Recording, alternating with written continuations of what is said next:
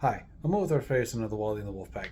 Today I'm going to talk to you about a subject that I've been kind of wanting to talk about for a little bit now, and this one might strike some chords maybe, or even make people feel a certain way. So take this as just a video. Take this as just maybe an opinion piece, but more just a point of view, and that's all it really is. And maybe some things I've just noticed in my perspective.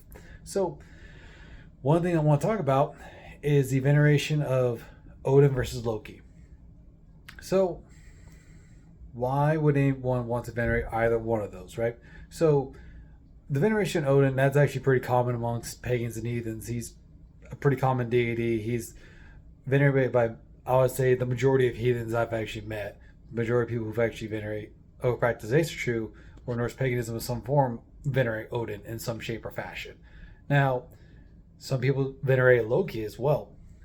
Some people venerate both. Now, why would anyone want to venerate Loki? Well, that depends on who you're talking to, right? So some people feel a close connection to Loki. Some people have a close connection with Odin. Some people have connection to neither. That does happen. So why would anyone want to venerate either or? Now, I'll start with Odin because that's the one I generally tend to venerate more. So Odin, being the god of wisdom, the one-eyed wanderer, the one who discovers the runes to sacrifice, the one who sacrifices his eye for knowledge. There's a lot of tales about him. There's a lot that we could actually learn from him. To me, there's a lot of connections that we could have as individuals. So in a lot of ways, we can see ourselves in Odin, and Odin can see himself in us.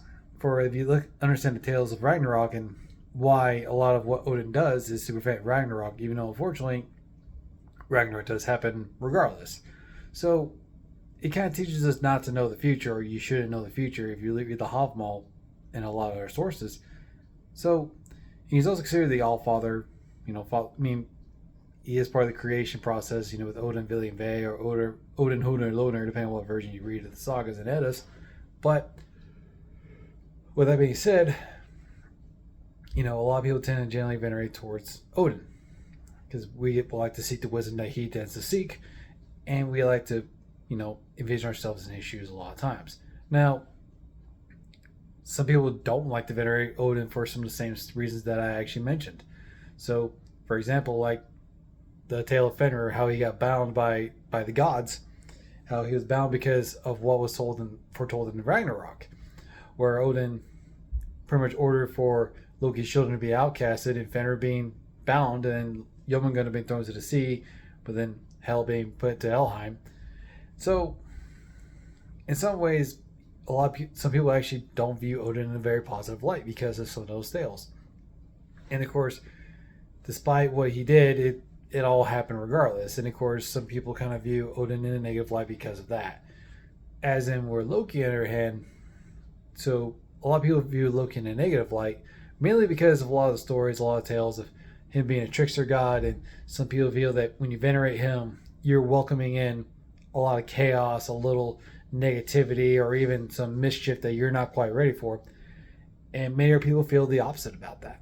However, some people can actually relate to Loki in a different sense, meaning because if you even read the sagas and the Eddas, you actually learn that Loki, in a lot of ways, even though he has his own interests, he does try to help the gods from time to time.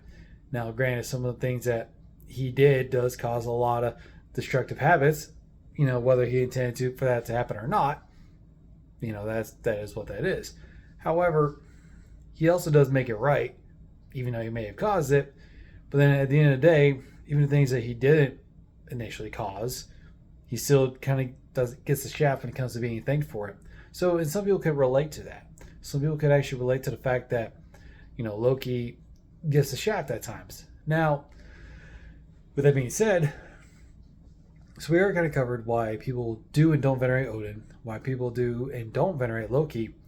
However, there could be an argument that you could actually venerate both. Some people even argue that if you venerate one, you should venerate the other as well. So if you venerate Odin, you should venerate Loki as well. For depending on what sources you read, or even hear, Odin and Loki are actually oathed. They're oathed to each other.